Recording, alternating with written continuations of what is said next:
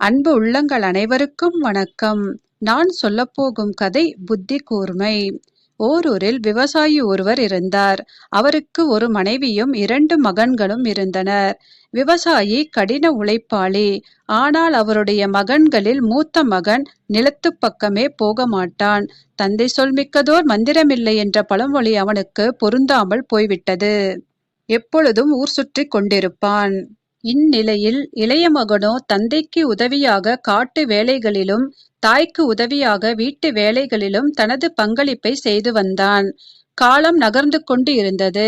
விவசாயி நோயில் வீழ்ந்து படுத்த படுக்கையில் இருந்தார். மரணம் அவரை நெருங்கிக் கொண்டிருந்தது. அப்பொழுது ஒரு நாள் தன் மகன்கள் இருவரையும் தன் அருகே வரும்படி அழைத்தார். தந்தை அவர்களை பார்த்து, மகன்களே, நான் இன்னும் சில நாட்களில் இறைவனோடு ஐக்கியமாகி விடுவேன். என்னுடைய சொத்துக்களில் உங்களுக்கு சரிபாதி. ஆனால் நான் அவ்வாறு கொடுக்க விரும்பவில்லை. உங்களிடையே ஒரு போட்டி வைக்கப் போகிறேன். அதில் வெற்றி பெற்றவர்களுக்கே சொத்து முழுவதும். சரிதானா? உங்களுக்கு சம்மதமா என்று கேட்டார்.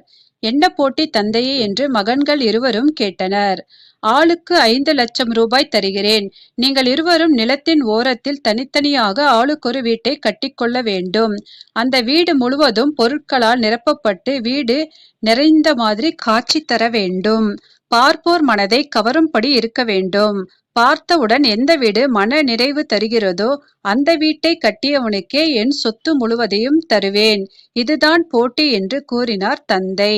இதென்ன பிரமாதம் என்று தங்கள் மனதுக்குள் எண்ணிக்கொண்டு மகன்கள் இருவரும் தந்தையிடமிருந்து ஆளுக்கு 5 லட்சம் பெற்று கொண்டனர். 1 மாதத்துக்குள் இருவரும் வீட்டை கட்டி முடித்தனர். இனி வீட்டை எந்த பொருளால் நிரப்புவது என்று இருவரும் யோசித்தனர். மூத்த மகன் மூளைக்கு பட்டது வைக்கோல் ஒன்றுதான். பக்கத்து கிராமத்துக்கு சென்றான். ஒரு விவசாயியிடம் கொஞ்சம் விலை குறைத்து வைக்கோல் வாங்கினான். அவற்றை வீட்டுக்கு எடுத்து வந்து அதை வீட்டுக்குள் போட்டு நிரப்பினான். காற்று புக முடியாத அளவுக்கு வீடு முழுவதும் வைக்கோலால் நிரப்பப்பட்டது. இளைய மகனோ அலங்கார பொருட்கள் வாங்க முடிவு செய்தான். அலங்கார பொருட்களை வாங்கி வந்து அவற்றை வீட்டில் பொருத்தமான இடங்களில் வரிசை வரிசையாக அடுக்கி வைத்தான். வீட்டில் மையமான இடத்தில் குத்துவிளக்கு வைக்கப்பட்டு தீபம் ஏற்றப்பட்டிருந்தது. வீடு நிறைந்து காணப்பட்டது. நிறைந்து காணப்பட்ட 2 வீடுகளையும் கிராமத்தார் வந்து பார்வையிட்டனர். வைக்கோல் நிரம்பிய வீட்டைக் கண்டு அனைவரும் முகம் சுளித்தனர்.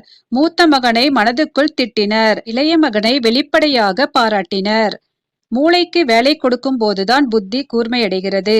புத்தி கூர்மை உள்ளவனை ஊரும் உலகும் பாராட்டும். அவன் எதிர்பாராத செல்வமும் வந்து சேரும். வாழ்க்கையில் வெற்றி திருமகளும் அவனுக்கு மாலையிட வருவாள்.